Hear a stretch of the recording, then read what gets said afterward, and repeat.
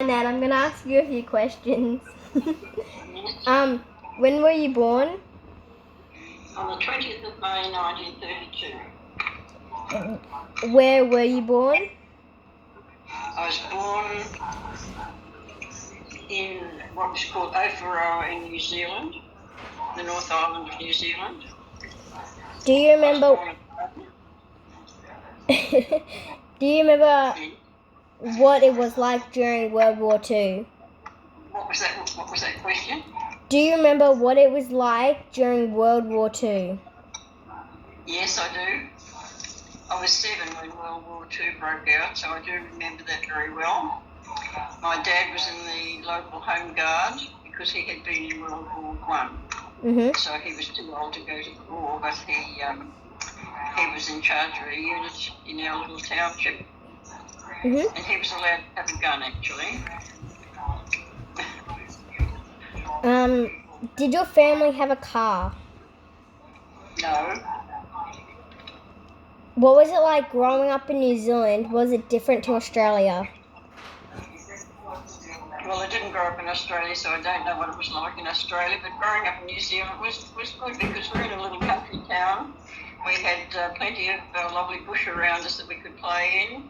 We had to do a lot of walking because we had a long walk to go to school. And then if we went to the local pool in the summertime in the river, we had another long walk there and a walk back to school and a walk home. So we did lots and lots of walking. How far was the walk?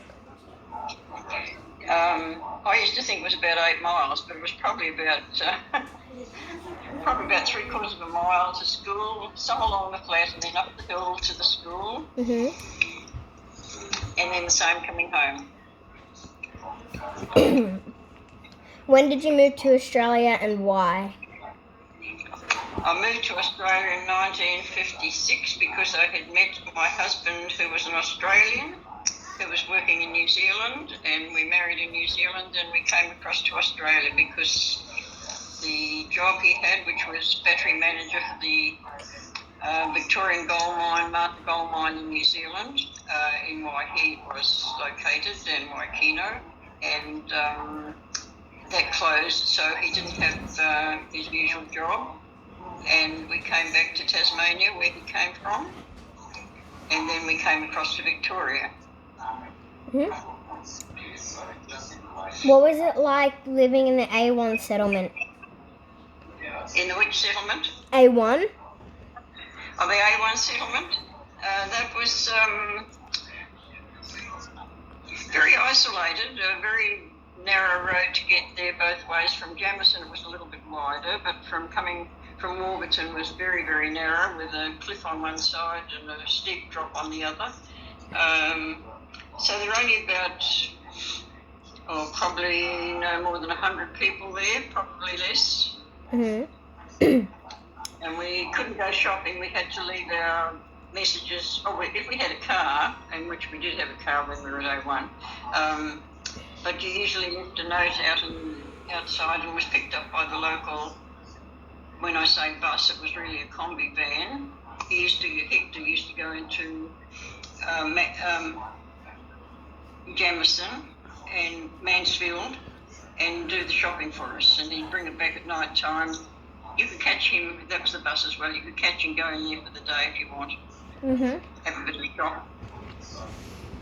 But it was an all-day trip.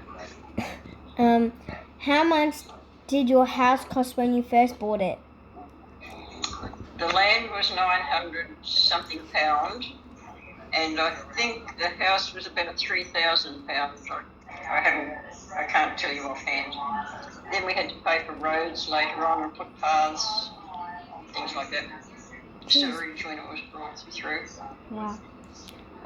Who is the most influential person you have ever met? Yikes. I can't think of any one person offhand who influenced me. Probably there would be more than one and in different areas. Our primary teacher in New Zealand was very good. I He was very hard, and probably didn't like him at the time, but he probably helped us a lot in our later life with things that he taught us.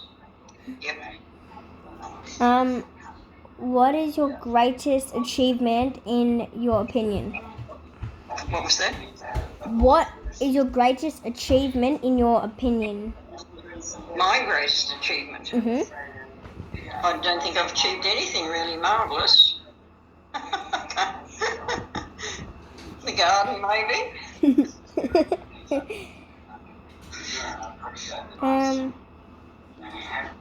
Thank you for helping me.